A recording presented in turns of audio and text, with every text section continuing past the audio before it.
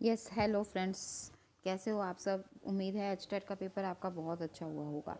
तो फ्रेंड्स, आज 3/12/2022 को जो एचटेट का पेपर है उसकी हिंदी का सोल्यूशन लेके आई हूँ। तो जल्दी से हम इसका सोल्यूशन देख लेते हैं कि इसका सोल्यूशन क्या होगा। सबसे पहला क्वेश्चन है कि किस विकल्प में निजवाचक का प्रयोग किया गया है। तो निजवाचक का प्रयोग किया गया है तो देखना है, निजवाचक का मतलब होता है अपने आप। मैं ये कार्य अपने आप कर दूंगी, तो ये हो जाएगा हमारा फर्स्ट आंसर, इसका बिल्कुल सही हो जाएगा। हमें अपने आप काम करना चाहिए, ठीक है। तो पर्यायवाची की दृष्टि से असंगत विकल्प देखिए, गधा दे रखा है, गारुड़ दे रखा है, कामारी काक। ये जो काक है कौवे को बोला जाता है ना, तो यहाँ पे ये जो सेकंड है वो मेरे हिसाब से क्या हो जाएगा, सही आंसर हो जाएगा। क्योंकि गणिका गणिका किसको बोला जाता है, गणिका त्वायफ को बोला जाता है। तो वरांगना त्वायफ ही होती है, पतुरिया त्वायफ ही होती है। तो इसलिए मेरे हिसाब से ये ठीक है। ग्वाला भी ठीक है क्योंकि गोप ग्वाले को ही बोला जाता है। तो यहाँ पे जो है गरुड़ जो है, ऑप्शन जो सेकंड है वो हमारा असंगत हो जाएगा, ठीक है। नेक्स्ट देखिए, नेक्स्ट क्वेश्चन क्या कहता है। नेक्स्ट क्वेश्चन है हमारे पास कि विलोम की दृष्टि से असंगत। विलोम की दृष्टि से उपत्यक्ता अधित्यक्ता सही है, उन्मुख अभिमुख। तो ये जो है उन्मुख का अभिमुख जो है वो गलत लग रहा है। क्यों? क्योंकि उन्मुख का जो होता है वो क्या हो जाता है, उन्मुख का हो जाता है विमुख। तो ये जो आंसर है वो हो रहा है सेकंड आंसर। कल्पना, यथार्थ, कुत्सा, प्रशंसा, ये दोनों सही हैं, ठीक है। तो अब नेक्स्ट क्वेश्चन है, देखिए नेक्स्ट क्वेश्चन है किस विकल्प में विसर्ग संधि का प्रयोग हुआ है। विसर्ग संधि का प्रयोग, ये देखो युधिष्ठिर में व्यंजन संधि है, यहाँ निष्ठुर में भी व्यंजन संधि हो गई।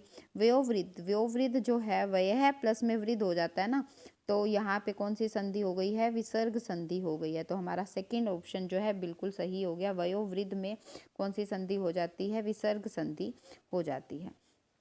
अब देखिए नेक्स्ट क्वेश्चन क्या कह रहा है, उच्चारण की दृष्टि से ल वर्ण का उच्चारण, ल वर्ण का उच्चारण कह रहा है। ल वर्ण का उच्चारण क्या होता है, जैसे हम लिखते हैं तुलसी। तुलसी किससे बोली जाती है, दंत से बोली जाती है। ये मैंने अपनी वीडियोस में आपको बहुत बार इसके टिक्स बताई हैं। दंत से बोली जाती है। तो त यानी कि तय वर्ग पूरा, ल और से किससे बोला जाएगा, दंत से बोला जाएगा। तो हमारा आंसर जो है वो 4 बिल्कुल राइट हो जाएगा, ठीक है। अब देखिए 36 क्वेश्चन है, एक से अधिक उपसर्गों का प्रयोग हुआ। एक से अधिक उपसर्ग की बात हो रही है। देखो अध्यापक, देखो अध्यापक में ही लग रहा है। क्यों? क्योंकि अध्यापक क्या क्या कौन से उपसर्ग आए हैं, अधि प्लस में आ प्लस में पक, है ना। तो 2 उपसर्ग हो गए हैं, तो ये अधि और आ दोनों ही हैं। तो यहाँ पे हमारा जो आंसर बन जाएगा 36 का फर्स्ट आंसर जो हो वो क्लियर हो जाएगा। 36 का फर्स्ट आंसर। शब्दकोश में वर्णानुक्रम की दृष्टि से जो श्रद्धा शब्द है, इनमें से किस शब्द के पहले आएगा। देखिए जो शब्द क्रम होता है, ये हमारा पूरा हम इसको चैप्टर को मैंने आपको करवाया हुआ है, बट यहाँ पे आपको मैं बता देती हूँ कि सिर्फ श्रद्धा शब्द इनमें किस शब्द के पहले आएगा, तो वो है श्रमिक के पहले आ जाएगा, ठीक है। तो हमारा ये आंसर जो है फोर्थ इसमें राइट हो जाएगा। तो देखते हैं नेक्स्ट क्वेश्चन। नेक्स्ट क्वेश्चन हमारे पास कहाँ है, ये रहा। देखिए नेक्स्ट क्वेश्चन क्या कह रहा है यहाँ पे 38, तत्सम और तद्भव की दृष्टि से असंगत विकल्प। असंगत, तत्सम, लोमशा को लोमड़ी कहा जाता है, ठीक है। रज्जु को रस्सी कहा जाता है। पाषाण को, देखो पाषाण को हम वैसे पत्थर बोलते हैं, पर पत्थर जो है वैसे पाषाण का जो सही तद्भव होना चाहिए वो होता है पाहन, है ना, क्योंकि पाहन को पत्थर बोला जाता है ना। तो यहाँ पे पाहन होना चाहिए। अगर पत्थर का हम करें कि तत्सम शब्द क्या होगा, वो हो जाता है प्रस्तर, है ना। प्रस्तर मतलब पत्थर। तो पाषाण का जो हो जाएगा, पाषाण का जो तद्भव शब्द होगा पाहन होना चाहिए। तो यहाँ पे मेरे हिसाब से तो ये पाहन ही लग रहा है, यानी कि थर्ड।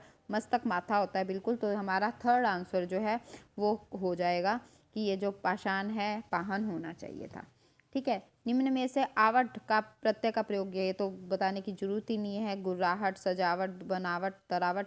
तो यहाँ पे गुर्राहट, हट का प्रयोग किया गया है, ठीक है। तो यह 39 का हमारा फर्स्ट आंसर हो जाएगा।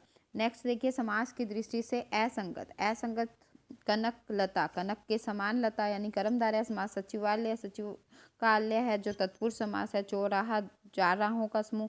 द्विगु समास है। आकंठ, आकंठ जो है वो बहुव्रीहि समास नहीं है भाई। कौन सा समास बन जाता है? आकंठ अव्ययी भाव समास बन जाता है।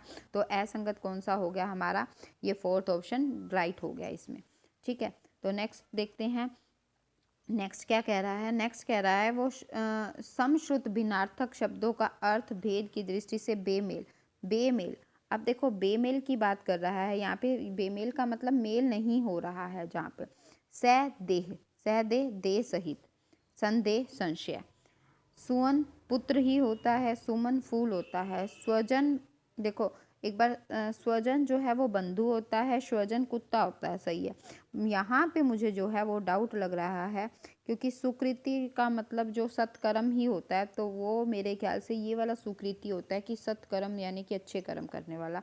तो यहाँ पे जो है मेरा, मैं थर्ड ऑप्शन के साथ जा रही हूँ, वो एक बार हम चेक कर लेंगे। ठीक है, तो मैं यहाँ पे थर्ड ऑप्शन के साथ जा रही हूँ। ठीक है, तो नेक्स्ट है हमारा, नेक्स्ट क्वेश्चन क्या कहता है? नेक्स्ट पशु शब्द से निर्मित विशेषण है। देखो अब ध्यान रखना, यहाँ पे हो गड़बड़ क्या हो जाती है, हम सोच लेते हैं पशुता या पशुत्व होना चाहिए ना, बट ये विशेषण की बात कर रहा है। तो विशेषण जो पशु शब्द से बनेगा वो पार्श्विक बनेगा, ये इस चीज़ का ध्यान रखना। पशु शब्द से विशेषण क्या बनेगा? पार्श्विक। उसने मुझे धोखा दिया। वाक्य में प्रयुक्त धोखा शब्द कौन सी संज्ञा का उदाहरण है? अब देखो धोखा दिया, ये कौन सी संज्ञा? समुदाय, जाति, भाववाचक और व्यक्तिवाचक। ये तो हम स्पष्ट रूप से कह सकते हैं कि ये कौन सा हो गया? भाववाचक संज्ञा का उदाहरण हो गया। ठीक है। आनंदा चुपके से चली गई। वाक्य में, अब देखिए इसमें क्या दे रखा है? आनंदा चुपके से चली गई। वाक्य में किस प्रकार के क्रिया विशेषण का प्रयोग हुआ है? क्रिया विशेषण हमें पता है कि 4 प्रकार से होते हैं: कालवाचक, रीतिवाचक, परिमाणवाचक और स्थानवाचक। कालवाचक का आंसर कब से मिलता है? रीति का कैसे से मिलता है? परिमाण का कितने से? स्थान का कहाँ से? अब देखो चुपके से चली गई, कैसे चली गई? चुपके से चली गई। तो यहाँ पे सेकंड ऑप्शन जो है वो बिल्कुल सही है, रीतिवाचक जो क्रिया विशेषण का प्रयोग किया गया है। ठीक है, तो नेक्स्ट क्वेश्चन देखो, नेक्स्ट क्वेश्चन क्या कह रहा है? लास्ट क्वेश्चन है शायद ये। इनमें से कौन सा वाक्य अशुद्ध है? अशुद्ध की बात हो रही है कि कौन सा वाक्य अशुद्ध है? तुम्हारा व्यवहार सर्वश्रेष्ठ है, बिल्कुल सही है। हम सभी में मनुष्य ही दुर्लभताएं हैं, ठीक है। वह पांव से जूता उतारा है, शीला को अपनी योग्यता पर गर्व है। तो यहाँ पर जो अशुद्ध वाक्य है लग रहा वो थर्ड है, तो थर्ड हमारा जो है वो राइट आंसर हो जाएगा। तो ठीक है फ्रेंड्स, उम्मीद कर रही हूँ कि आपको सभी आंसर्स पता चल गए होंगे, और हम आपके जिसका भी कल पेपर है उसके लिए ऑल द बेस्ट। कल आपका पेपर बहुत बहुत अच्छा हो। Thank you friends, have a nice day, bye bye, take care.